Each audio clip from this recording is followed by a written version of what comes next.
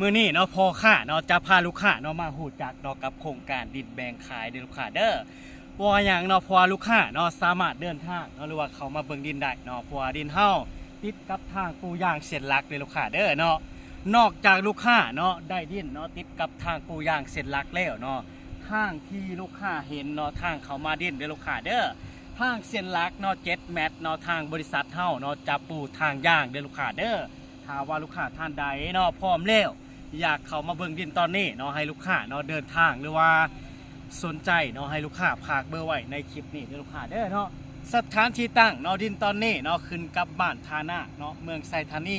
นครหลวงเวียงจันทน์เด้อลูกค้าเด้อเนาะตัวดินเฮาเนาะติดกับทางปูยางเส้นหลักเนาะและทางเข้ามาเนาะคือดังที่ลูกค้าเห็นเด้อลูกค้าเด้อรถ2 คันเนาะให้ลูกค้าเบิ่งเนาะว่าทางเฮาเนาะกว้างเนาะรถสามารถสวนกันได้2 คันเด้อลูกค้าเด้อ ถ้าว่าลูกค้าเนาะสนใจมักล็อกใดโซนใดอย่าลืมเนาะเขามาเบิ่งนำพ่อค้าได้เด้อ